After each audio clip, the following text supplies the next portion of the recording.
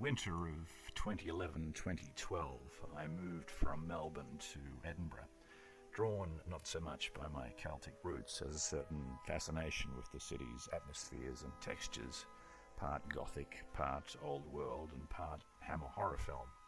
Atmospheres which, I'm ashamed to say, are for me more important than practically anything else.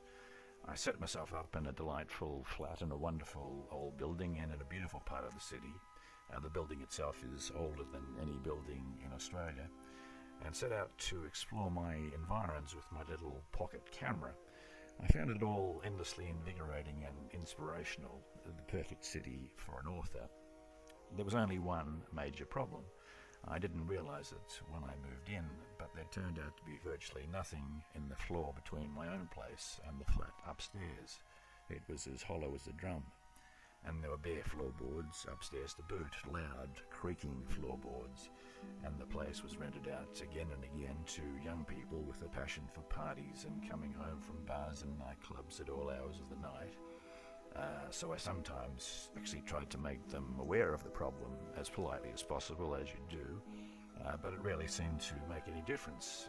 If anything, it sometimes got even worse. So there I was, losing sleep and at the end of my tether, and I found myself lying awake some nights, dreaming of ways to kill the people upstairs, actually kill them. And when I confessed this one day, not to a priest, but to my barber, with a good deal of shame, I might say, he only laughed and said that he had exactly the same problem and often found himself thinking exactly the same things. In fact, he said he'd spoken to dozens of customers with the same problem, and he suggested I should write a book about it, as this was a huge unspoken phenomenon, and the book was bound to be a bestseller. Now, at first I laughed, and I really couldn't see any way that such an idea could be spun out into a full-length novel.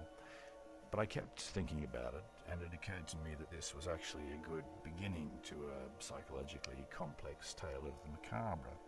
I imagined an attractive American girl called Kat Thomas in her 30s, coming from Florida to live in Edinburgh, buying a flat in Dean Village, which is an extraordinary enclave and a picturesque gorge not a kilometre from Edinburgh Castle, and thinking that everything about her new life is perfect. The neighbourhood, the gardens, the bridges, the river, everything is just amazing. But then she discovers the problem with the guy upstairs, and when she complains about this to one of her colleagues at work, a fearsome goth called Agnes Sampson, Agnes talks her into attending a satanic ritual at a creepy old castle a few miles out of town. A ritual at which various requests are made to Satan, who is never clearly seen. Kat, who doesn't actually believe in the devil, goes along with all this just for the cathartic benefits, but sure enough, the night after the ritual, the guy upstairs is torn to shreds in the middle of the night. And then, a few weeks after that, a new tenant arrives to take his place, a mysterious, devilishly handsome man, supernaturally silent, whom Kat starts to think might be the devil himself, having taken a shine to her at the ritual.